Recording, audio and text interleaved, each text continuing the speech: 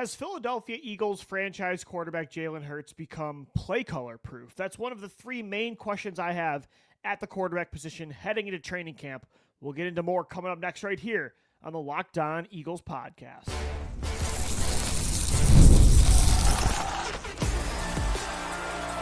You are Locked On Eagles, your daily Philadelphia Eagles podcast, part of the Locked On Podcast Network, your team every day.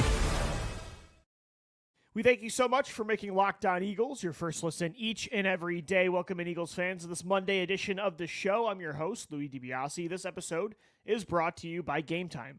Download the Gametime app, create an account, use our code, in all capital letters, Locked On NFL, for $20 off your first purchase. 2025 Philadelphia Eagles training camp begins in almost a week. Next Tuesday, the Eagles hit the field at the NovaCare Complex to officially begin their repeat campaign as potential back-to-back Super Bowl champions. Can't believe football is almost back already, but yet again, time flies and it really isn't much of a surprise. Throughout this week, we're going to be previewing each and every position before training camp. Today, we start with quarterback and running back. I have three main questions to pose at both positions before we head into training camp starting next week. And I want to start the show with quarterback. Of course, the most important position in football, the most important position, I think, in all of sports.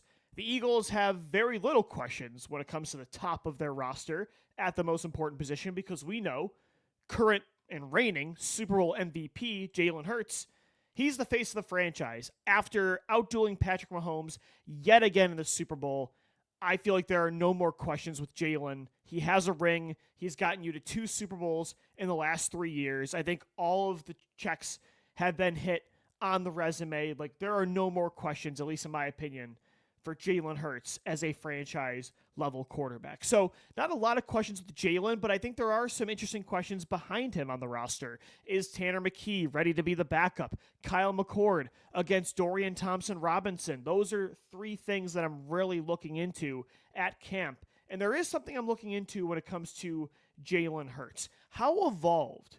A big question I have for Jalen heading into camp is, how evolved is Jalen truly in this offense heading into 2025, yet again with another play caller? He's had a new play caller pretty much every single year since he was a true freshman at the University of Alabama. But is he almost play caller proof now? Like, does it matter? Has this offense just been molded perfectly to Jalen Hurts' strengths? And while there might be some new wrinkles with a Kellen Moore or a Brian Johnson or a Kevin Patullo or Nick Sirianni, does it really matter anymore? Or is this offense slowly becoming Jalen's, not the offensive coordinators? It's not Kellen Moore's offense. It's not Nick Sirianni's offense.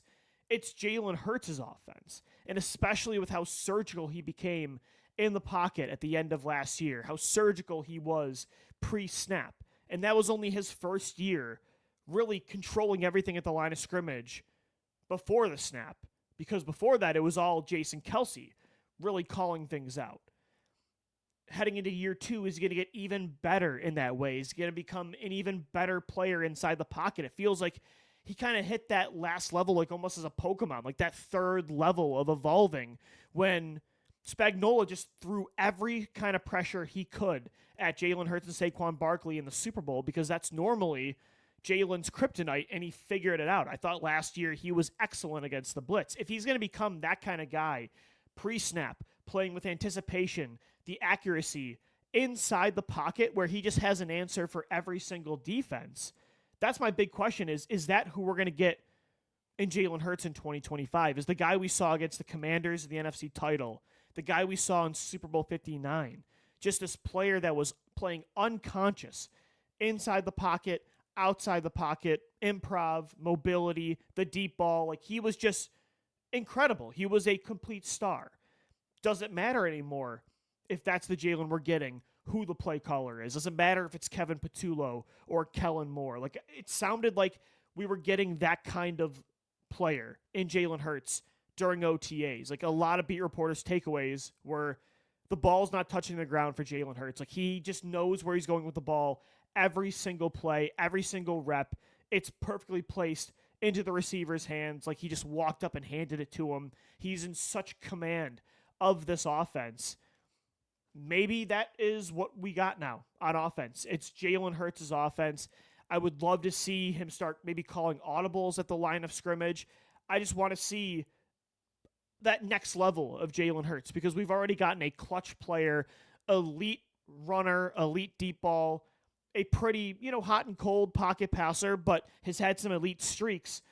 Maybe this year he puts it all together in that perspective and he becomes an MVP finalist like he was in 2022, like he was the first half of 2023, like he was, I think, the second half of 2024. Maybe this year, that's just the player you get now all of the time. And so that's the big question for me with Jalen Hurts is I just want to continue to see that growth in areas that before he either wasn't used to doing things like calling things out pre-snap, making checks at the line of scrimmage. I want to see him evolve in that way.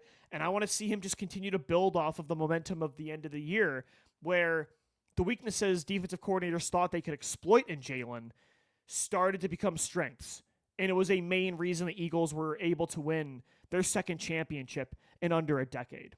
A question that I did lay out already for the depth chart behind Jalen Hurts is Tanner McKee ready? Is Tanner McKee ready to be QB2? Because looking at the Eagles depth chart right now, quarterback, he is clear in a way the favorite to be Jalen's backup. I mean, Kyle McCord is a rookie. I can't imagine he's QB2 unless he ends up just being this unbelievable surprise stud of a day 3 draft pick. And then you have Dorian Thompson-Robinson, who I do like his mobility. I feel like that fits well as a guy that could play if Jalen goes down, and it's not a completely different looking offense, but he's not nearly the caliber of passer that Tanner McKee is. So the Eagles, they let Tanner McKee be the guy this year. Like they finally said, we're not going to bring in a veteran like Marcus Mariota or a Kenny Pickett. We're not going to get in the way of the development of Tanner. Like we took him in the 6th or 7th round a couple years ago to be a cheap, cost-effective, long-term backup to Jalen. And McKee has taken all the steps to be that guy. He has proven to you every time he plays, whether it was in the 2023 preseason or in the Cowboys game last year at the end of the regular season or starting that full game against New York, he has proven time and time again that I think he can be one of the best backup quarterbacks in football. And yeah, again, I like to have a mobile quarterback behind Jalen so the offense isn't completely different. But Tanner McKee, even though he's a statue, he is such a good pocket passer. And I think he showed you that against New York last year, against Dallas. Like, he throws with great anticipation. He has one of the strongest arms I've seen. He's very tall. He's a physical guy that can stand inside the pocket. He is effective on those play-action rollouts. He can play under center. He can play in the shotgun. He seemed very in command of that offense. He seemed like a veteran backup that had been in the league for a decade. And while, again, he's not mobile, he has some elite traits for a backup. Again, a backup quarterback's never going to check off every box or else they'd be a starter in this league.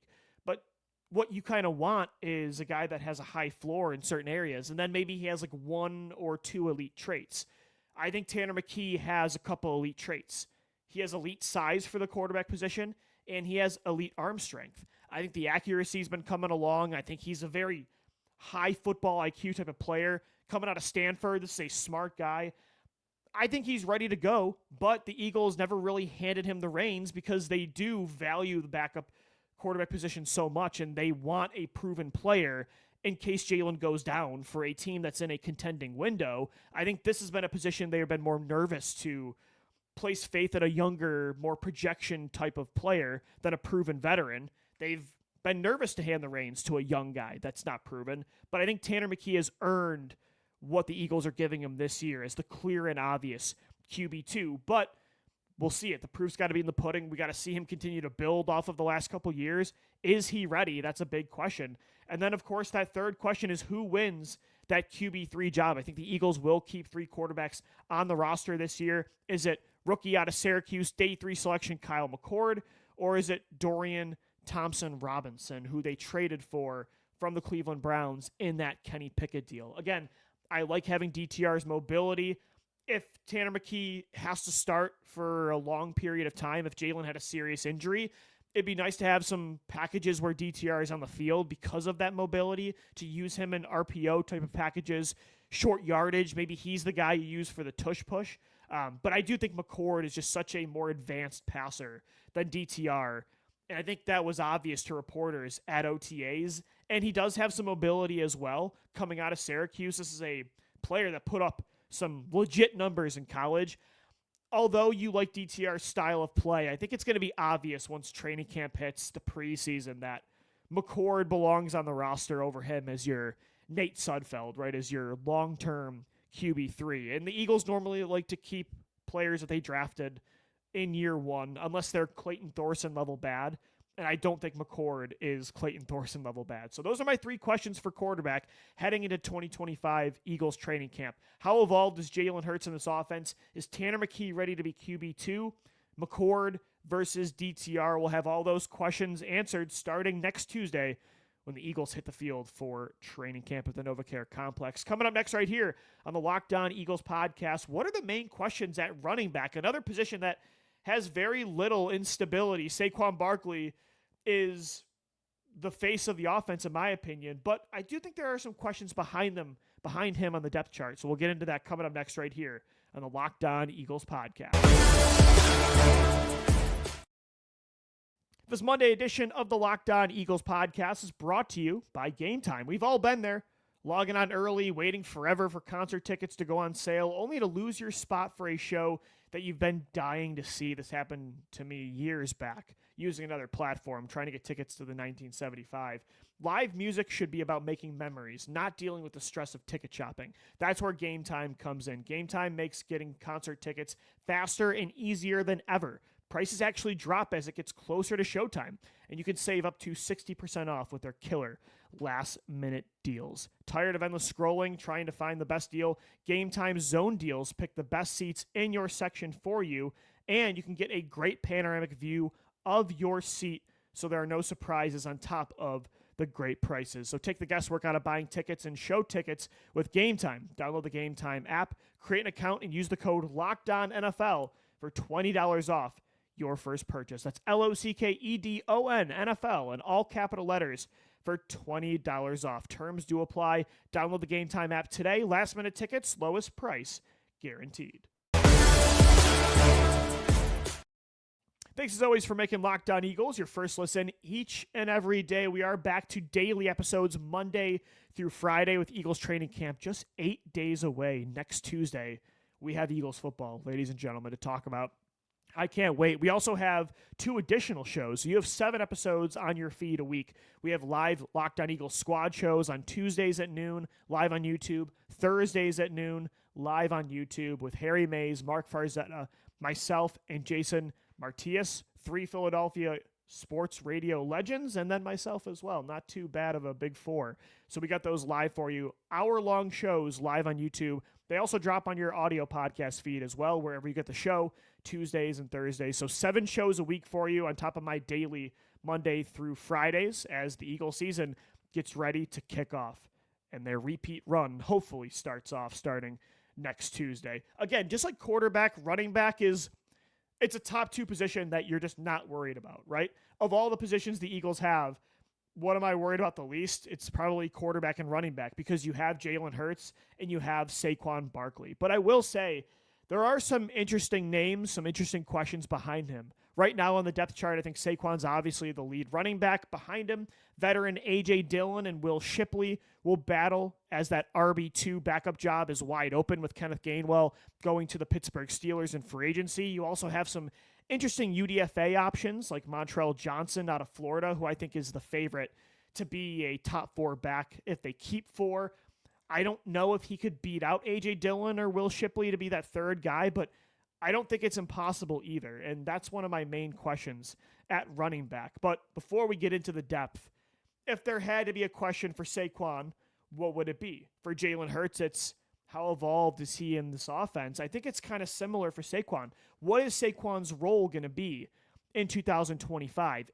What is his usage rate going to look like? How different is he going to be in this offense compared to 2024? And I think the answer is they're somewhere in the middle of, I don't think they're going to completely scale back his touches. I still think he's going to be the workhorse running back you saw last year. The Eagles are going to be top 3, top 5 in rushing attempts, especially at the end of the year. This offense, for as evolved as Jalen became at the end of the year, and with having A.J. Brown and Devontae Smith and Dallas Goedert wanting to throw more this year, Saquon's still going to be the face of the team. They're still going to be the best running offense in football. If it's not broken, don't fix it, especially at the end for the playoff run. Saquon's going to be that guy.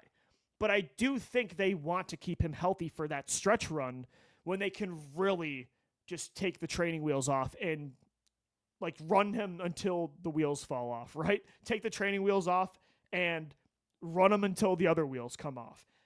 The way to do that, I think, is early on in the season to change his role up a little bit. Number one, do reduce his touches. Definitely throw the football more. Definitely use A.J. Dillon if he's healthy and or Will Shipley. And if Montrell Johnson or one of these rookies show that they can be competent enough to be carried onto the 53-man roster, that they can actually play in the regular season, I think, definitely keeping Saquon healthy the first half of the year, that would definitely be something I think is smart, because Saquon is, 28 years old now. He does have an injury history, and he did have a historic usage rate last year.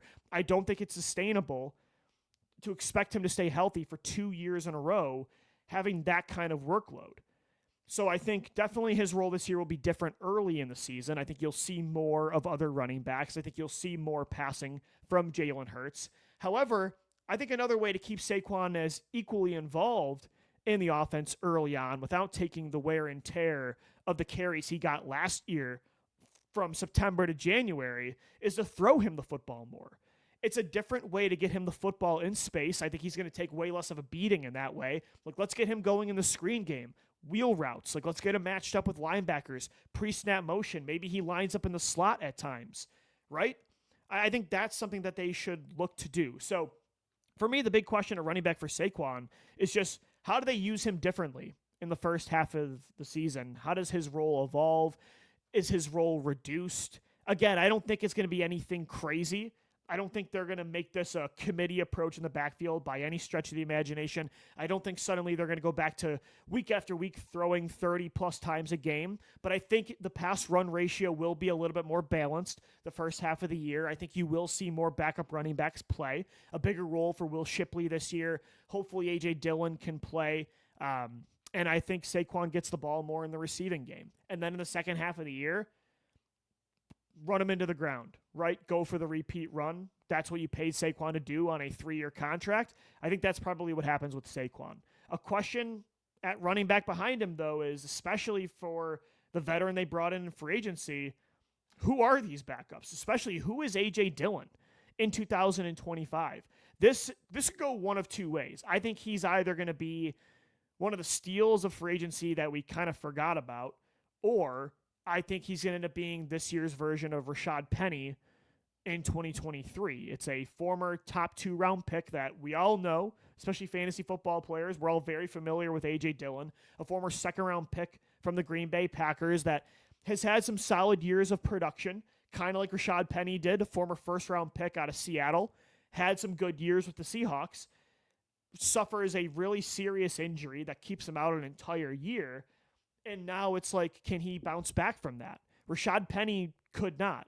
I thought he was going to be the steal of that offseason in 2023. They paid him almost nothing. And he barely could touch the field in the regular season. He was a healthy scratch the majority of the year because he just didn't have the explosiveness that he used to as, again, a former 1st round pick out of San Diego State.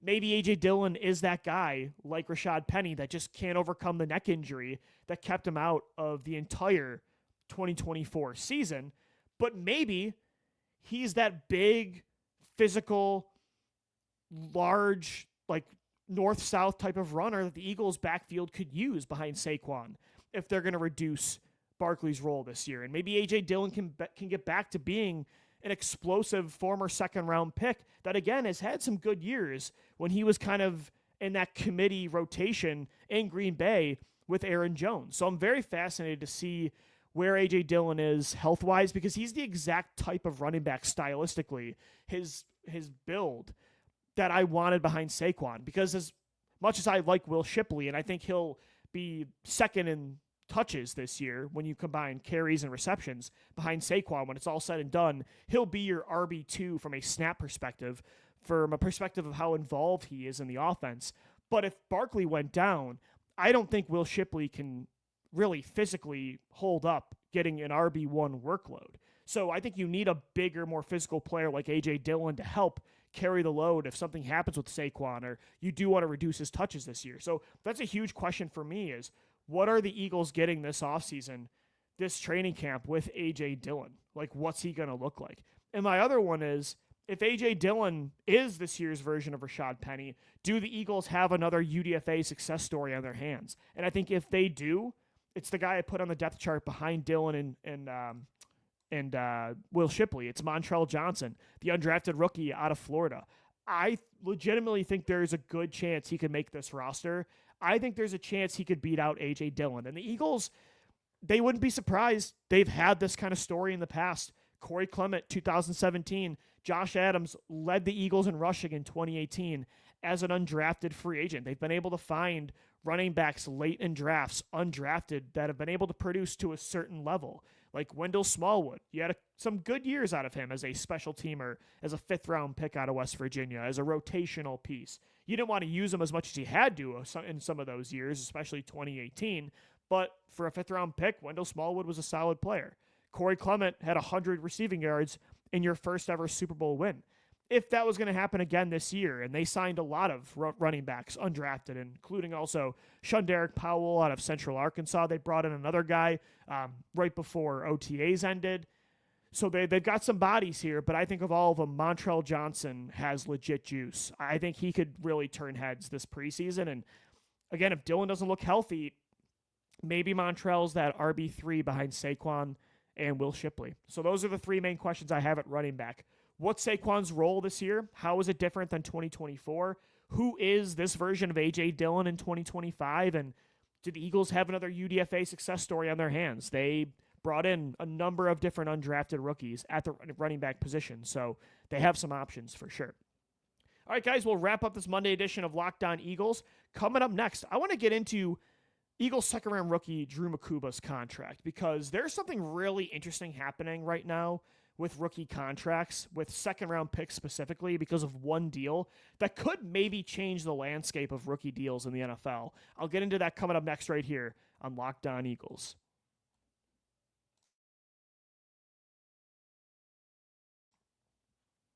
All right, guys, we are wrapping up this Monday edition of Locked On Eagles. Thanks, as always, for making us your first listen each and every day. You know, it's interesting. The Eagles have kind of a situation on their hands that the entire NFL actually does as well, because the Houston Texans fully guaranteed their second-round pick, wide receiver out of Iowa State, Jaden Higgins. They fully guaranteed his contract. And so because of that, 30 of 32 second-round picks, including Eagle safety Drew Mukuba, none of these contracts have been signed.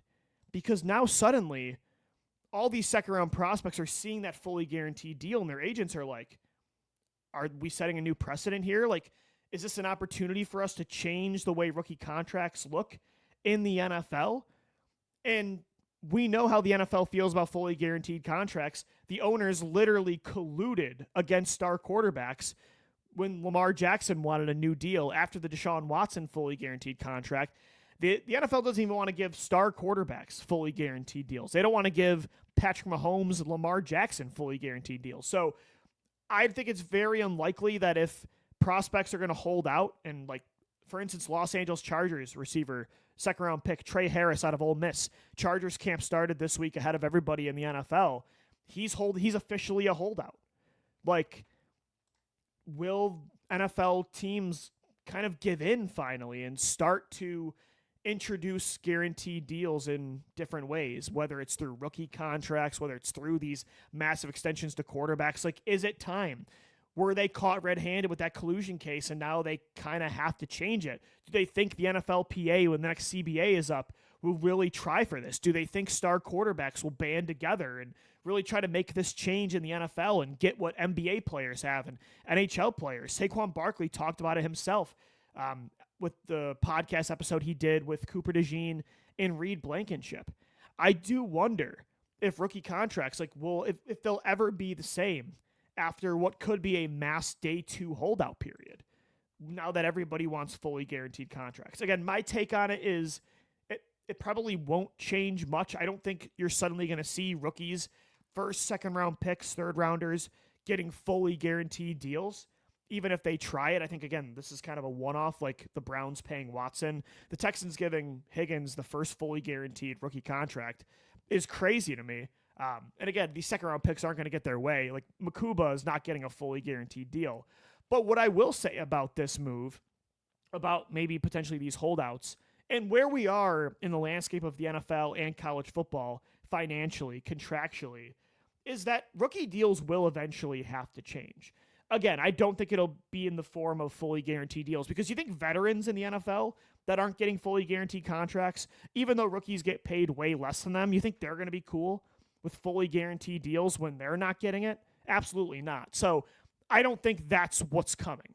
But when you look at in college football, the way the NIL deals are structured for a lot of these college athletes, they're getting a bag and a half in college. Like, these stars in college football are getting paid way more at times than what their rookie deal would make. These quarterbacks, for instance, that would be projected to be like a second to fifth round pick in the draft, they can make more in college if they stay for a couple more years than they would getting paid a fourth round rookie contract. So while, again, I don't think Higgins is the start of something new where all these rookies are getting fully guaranteed deals, I do believe that rookie contracts may never be the same with these holdouts, with the way the NIL structure is impacting college football, with the money these guys are making heading into the year.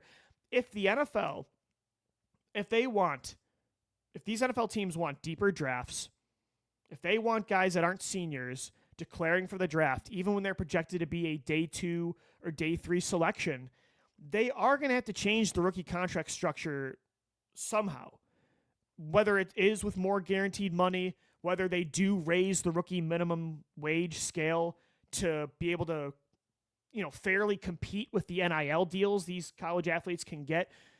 And I think that money in the NIL world is only going to go up more and more in college football. They are going to have to change something if they want the draft the way we're used to the NFL draft right now to stay the same, or else drafts could get thinner. You could see a lot of guys that are day 2, day 3 picks stay in school for longer. You might see a lot of older prospects coming out. Guys are going to stay in college for long. And if you're a team that wants deep draft classes, they want underclassmen in there. So you can get a 22-year-old in your building, and you can have a young guy to develop for 4 to 5 years on a rookie contract. I do think eventually something will have to change. And that's something that I actually was discussing with a good friend of mine last year, even this year, when the Tennessee kid, the Volunteers quarterback, held out, and now he's over at UCLA. I can never pronounce his last name, but I was wondering, I'm like, the way college football is becoming almost like another pro league, will that change the way the NFL draft is long term? And now with like a fully guaranteed deal for a second round pick and potentially some of these holdouts, with prospects trying to maybe set a new precedent right now, I do think maybe we're in for a change with the draft from a contract perspective. Again, I don't think it'll be fully guaranteed deals, but I think they are going to have to raise the price of rookie contracts. It'll never go back to what it was before the CBA of 2011, where, Sam Bradford as a rookie is getting paid top 10 money in football. Like, veterans, again, they're not going to go for that. If fully guaranteed deals are happening, they're going to want that money too. But I do think, again, you got to do something, because the NIL is changing the way college football is played, the way it's handled financially. It's going to impact the NFL. It's going to impact the draft before you know it. You're going to have to do something, and I'm really intrigued to follow this along. I don't think Drew Mukuba is going to be this 2-month-long holdout where the Eagles don't have him, which would be huge because they need him.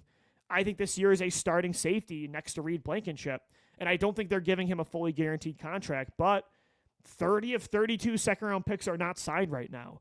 And so something's going to have to give on either side. I think the owners will get their way. We know how they feel about this kind of contract structure, but eventually players are going to force this. And there's got to be a middle ground to a degree at some point. So that'll be interesting to see what happens. But yeah, the Texans, crazy. Giving a second-round pick a fully guaranteed deal. That's unprecedented in the NFL. It's not like it was a C.J. Stroud second overall quarterback. No, it's a second-round rookie out of Iowa State. So that's really intriguing to me. All right, guys, that's going to do it for today's edition of the Locked On Eagles podcast. Thanks so much for making us your first listen each and every day. We've got 4 more shows for you this week, including actually 6 more because we got our 2 squad shows. So make sure you subscribe to our YouTube channel and wherever you get the podcast in audio form as well on all podcast platforms. Want to let you know as well, the Locked On NFL Top 100 is releasing this Wednesday at 10 a.m. on the Locked On Sports Today podcast. The NFL Top 100 was voted on by all of us, all of our NFL hosts of Locked On, and there are some stunners. Don't miss where your favorite players were ranked. Subscribe to Locked On Sports Today on YouTube or wherever you get Locked On Eagles. Thanks as always for downloading, watching, and listening, and let's go Birds. Fly, Eagles, fly.